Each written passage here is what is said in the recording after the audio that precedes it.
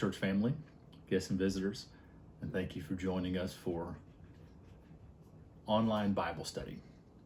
I'm kind of laughing here and chuckling to myself, and you'll have to forgive me.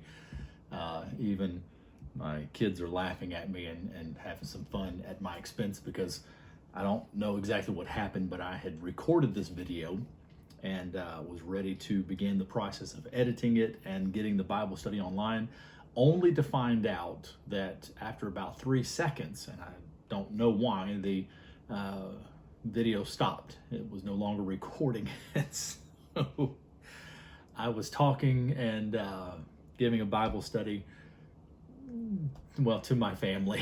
And so they're finding it humorous that I get to share this Bible study with them again. But this will be your first time. So welcome and thank you for joining us and taking time out of your schedule to sit down with us for Bible study. As I previously mentioned in the video, which you didn't get to see because it was only 3 seconds long, I'm starting a series, and I'm going to begin the series with what it means to be a Christian. But then we're going to talk about how to become a Christian, the steps that the Bible has outlined on how you and I become a Christian. But then really and truly, just as important, how we live as a Christian every single day. The steps that we take in our lives, the directions that we go, all of these things. And so I apologize if this is a little bit shorter. My last video was definitely longer, but this one will probably be a little bit shorter since my family does not want to hear all that I shared with you the first time a second time. And it probably was a little bit lengthy, and especially because it was just online Bible study. But I want to share with you a little bit of how we get from point A to point B, starting with that first and foremost right here in this week. We got to know where we are if we're ever going to know where we're going. If you start a trip and you look at a map, you look at your GPS, you put in the destination. If you're looking at GPS, the Global Positioning System, the next question that it will ask you is, where are you starting from? Or if you have it set up, it will pull your current location, and that will be the starting point. But if you want it to be from a different location, you actually have to put that information in. The reason for that is because you can't know how to get from point A to point B if you don't know where point A is on the map. As I had mentioned before, they give this little small item still to all servicemen and women in the armed forces, whether it be Army, Navy, Marines, Air Force, all branches of the military, especially those who are enlisted and in full-time service and are being trained to do things that we probably all need to at least know how to do. They give them, however, this little small, very low-tech item.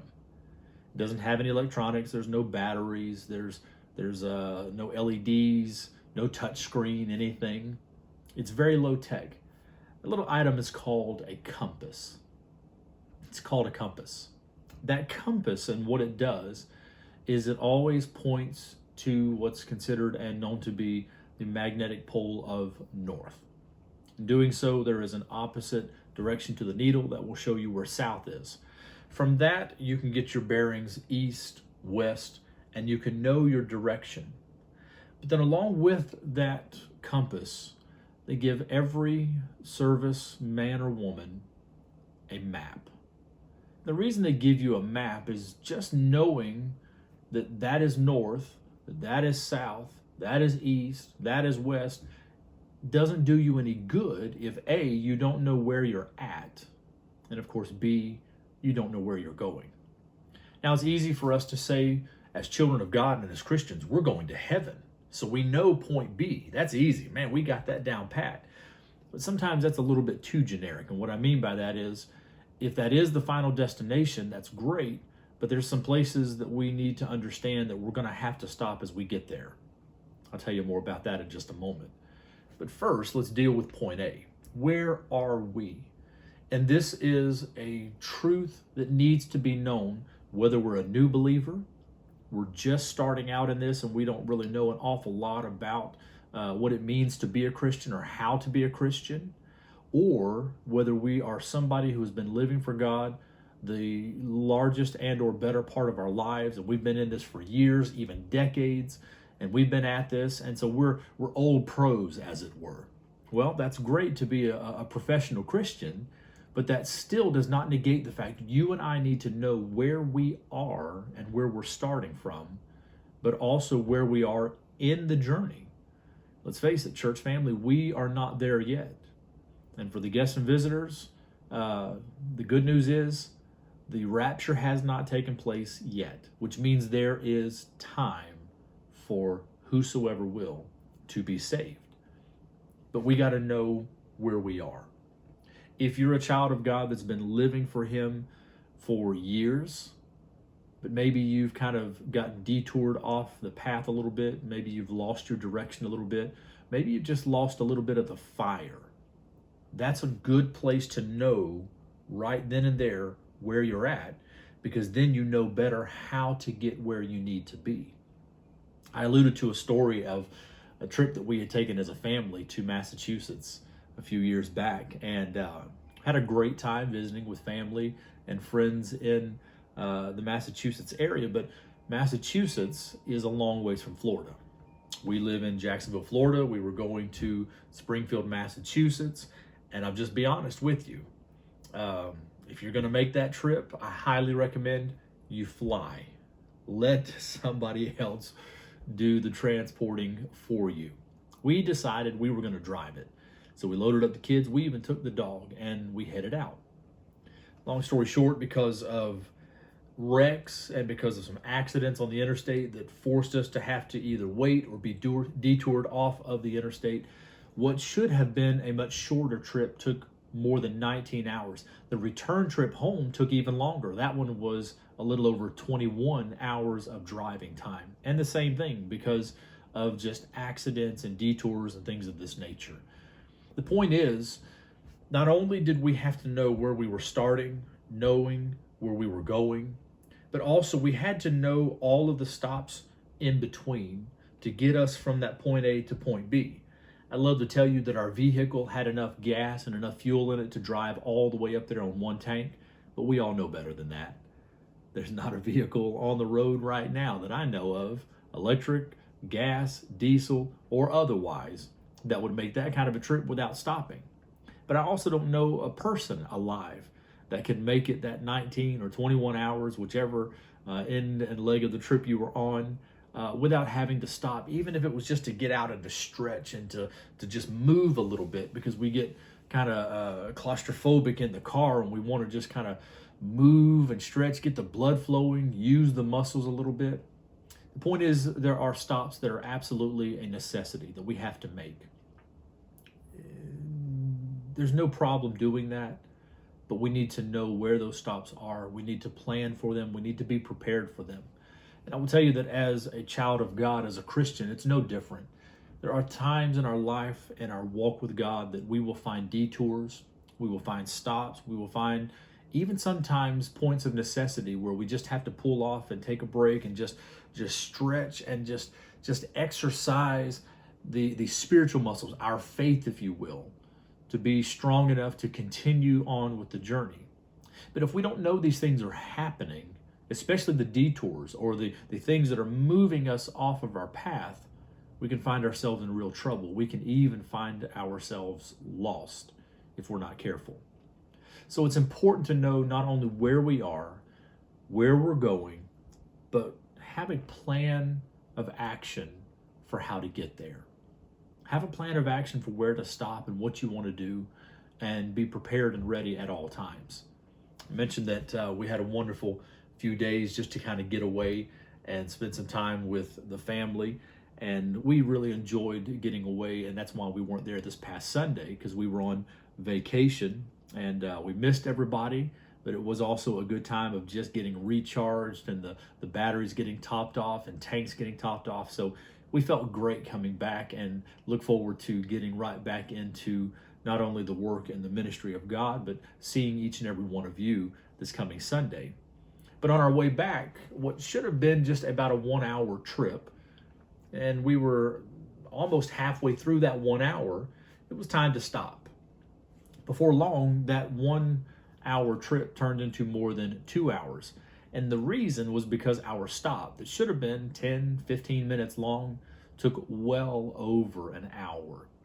And a lot of that was because when we got to the stop, we found there were all kinds of things to look at and to see and to check out. And of course, as commercialism goes, to spend money on. And so there were all kinds of sightseeing opportunities, if you will. And it was enjoyable. We had a great time, so no regrets. But the understanding is, if we had not planned for enough time, if we had not planned for enough ability to make that stop and yet not mess up any other future plans, we could have gotten ourselves in trouble. On a planned trip like Massachusetts, there's an awful lot of places that you can stop and that you can look at and sightsee and do those types of things. And there's nothing wrong with that, but they need to be things that we understand and that we plan and prepare and make ready for even before we leave on that trip. As a child of God, we need to make sure that no matter what's going on in our lives, some things we can plan and prepare for, other things we may not be expecting, but that doesn't mean that we can't be prepared for them. And we need to be, so that they don't throw us off our trip and off our plans so far that we end up finding ourselves lost and unable to get back to the direction and the path that we need to get us to our destination. I think this is where a lot of people find themselves backsliding. It's not that, again, as I mentioned many times before and even previously in the unrecorded video, that we wake up in the morning as children of God and we say, you know what, I think I'm going to start to lose out with God today. I think this is going to be my moment that I'm going to stop really loving and living for God and just being a Christian. I don't think that happens that way. I think what happens is we wake up and there's an unexpected detour.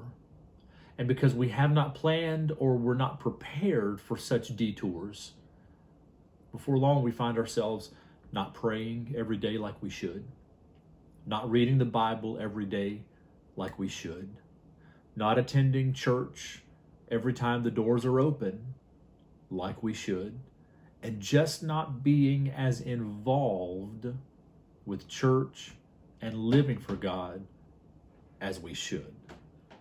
These are the detours that I'm talking about. And this is not something that plagues the new believer or somebody who's just starting out in their faith and their walk with God, but this is something that plagues everybody who calls themselves a Christian. Whether we've been that person that's just starting out or whether we are that person that is decades into our walk with God and this trip, well, either way, it doesn't matter. We have to be prepared for anything because we never know what's going to happen, what's going to come our way. And if we're not prepared, that's when we get ourselves in trouble. And so that's a little bit what I'm talking about and what I want to share with you.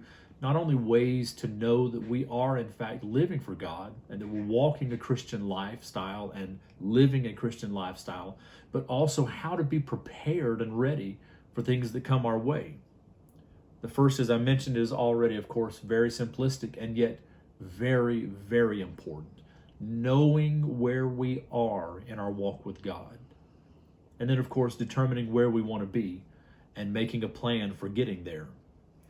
The next thing is to always learn.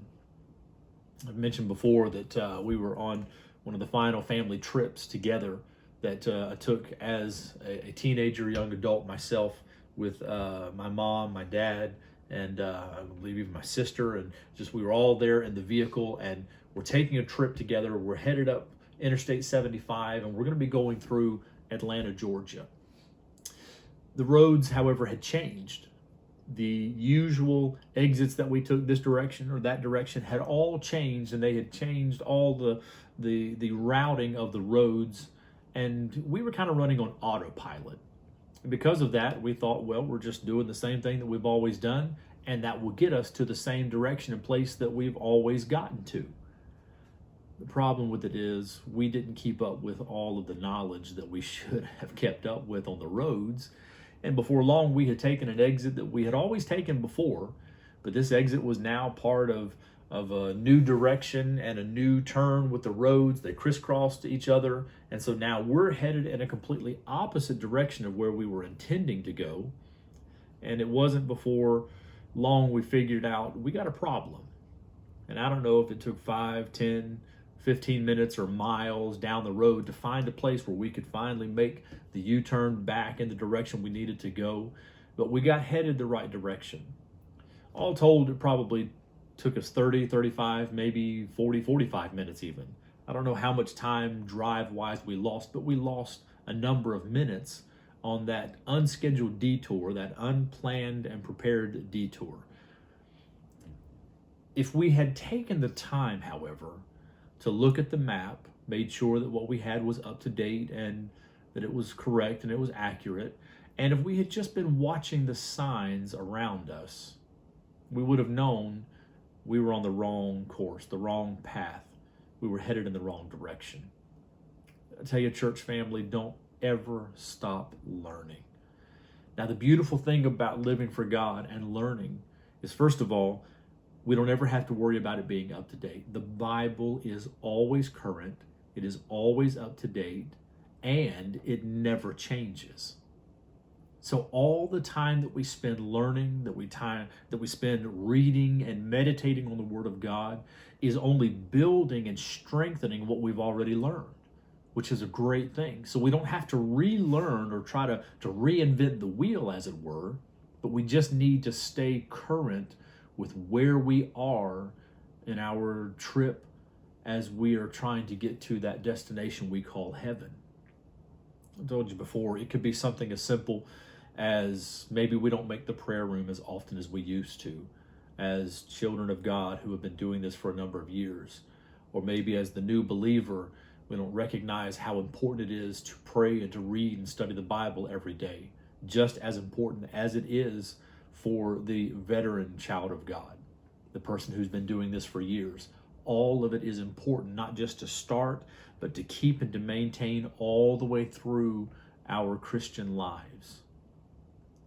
If we're not careful, we'll cease to learn, we'll cease to try to grow in God, we'll cease to try to remain current ourselves. God is always current, but sometimes we are not as current and as in the place that we need to be because we're not watching where we are.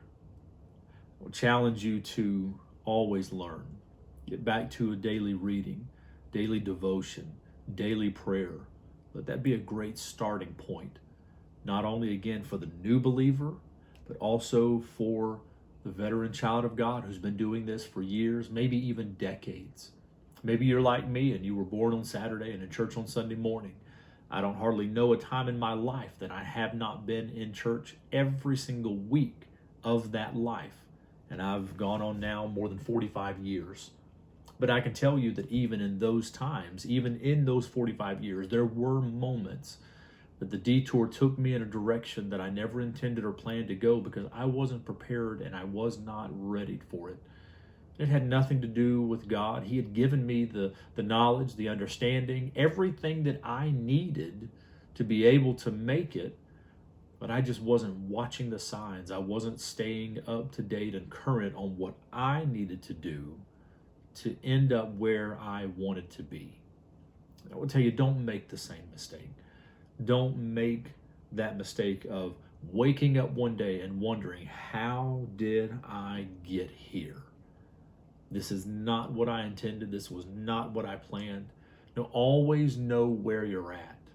Always know what you're doing and where you're at in your trip. This is a journey, church. This is a journey. The destination is ahead of us, but we're still in the midst of the journey and we're not there yet. So it's no reason to give up, to throw in the towel, or to let up. If anything, we need to now more than ever before go back to the map, go back to pulling out the compass and look at our heading, look at our direction, find out if we're going where we need to go and we're headed in the right direction. I challenge you, don't give up. Don't lose hope. Don't lose your faith. Stay strong in Jesus, and we will make it. We'll make it together in Jesus' name. And I'm excited about it. And I apologize. I'm sure I probably said an awful lot of other things in the previous one beyond just the notes and the stories that I had for you. But it didn't record. So I will tell you this. You can make it. You can make it.